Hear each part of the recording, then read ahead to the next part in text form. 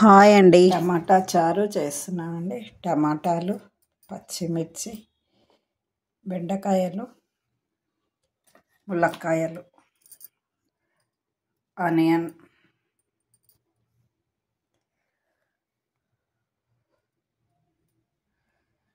టమాటాలు కట్ చేసుకొని ఉడకబెట్టుకోవాలి. స్టవ్ వెలిగించుకొని టమాటాలు స్టవ్ మీద పెట్టుకోవాలి. కొద్దిగా పసుపు, కొద్దిగా వాటర్ పోసుకోవాలి.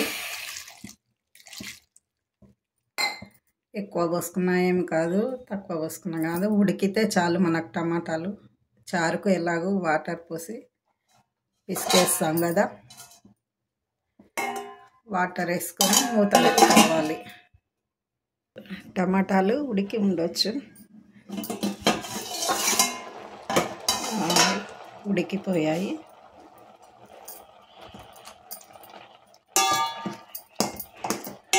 టమాటా ఉడికిపోయింది.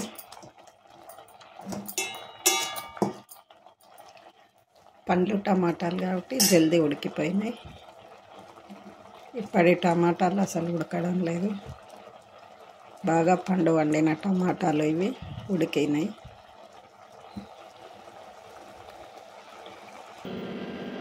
కొద్దిగా శుభ్రంగా కడిగిన చింతపండు,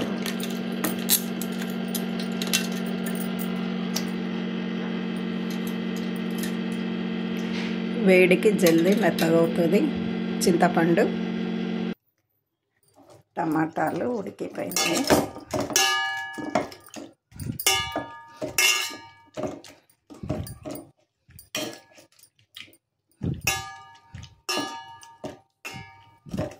మనకు టమాటాల పిప్పి మాత్రం మిగులుతుంది.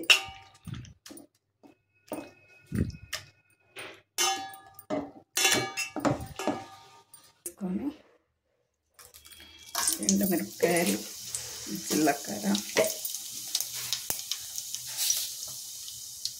ఆవాలు,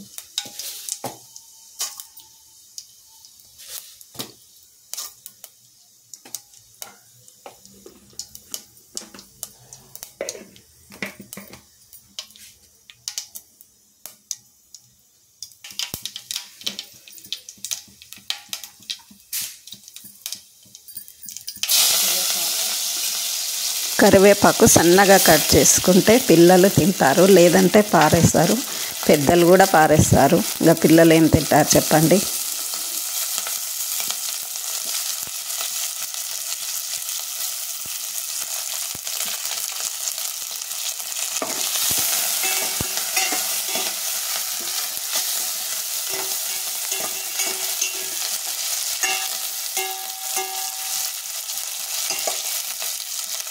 కరివేపాకు, పచ్చిమిర్చి, వెల్లుల్లి, ఆనియన్స్ వేసి ఫ్రై చేసుకుంటున్నాము.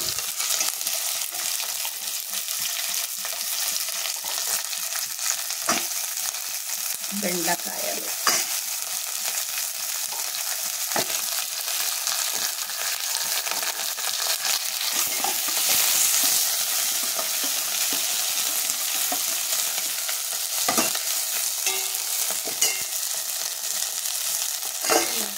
ములక్కాయలు,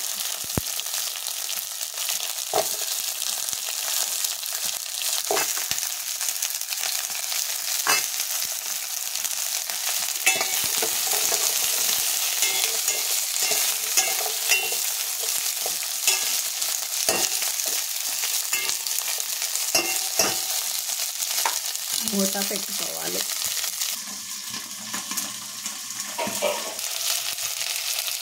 కొద్దిగా సాల్ట్,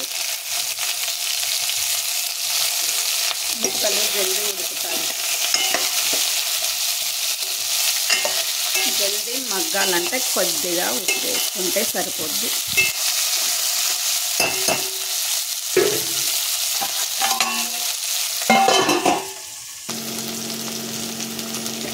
ఎర్రగా అయినవి, కొద్దిగా పసుపు,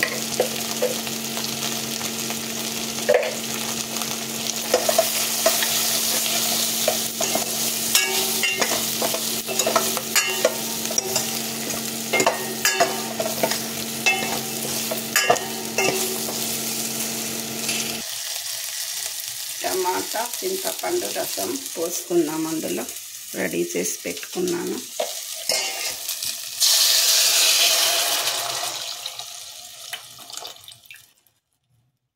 సాల్ట్ ఇందులో వేసి ఇలా కలుపుకుంటే జ్యూస్ వెళ్తుంది మంచి రసం. సాల్ట్ వేసి ఇందులోనే పిసికేసుకుంటే టమాటా రసము చింతపండు రసము స్మాష్ అయ్యి బాగా వస్తుంది. రసము చేసి పోసుకున్నాము. ఉప్పు సరిపడా వేస్తేనే టేస్ట్ ఉంటుంది. అటు ఎక్కువ ఉన్నా బాగుండదు, తక్కువ ఉన్నా బాగుండదు. సమపాలలో వేసుకోవాలి సాల్ట్.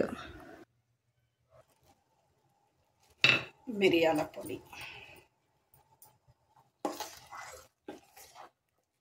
పులుపుకు ఎంత పులుపు తింటే అంత పులుపుకు తగ్గట్టుగా వాటర్ వేసుకోండి. ఉప్పు సరిగ్గా ఉంటేనే చారు బాగుంటుంది, చారు మసులుతుంది. ధనియాల పొడి. చారు రెడీ అయిపోయిందండి, మసులుతుంది. ఫైనల్గా కొత్తిమీర పుదీనా వేసుకుందాం.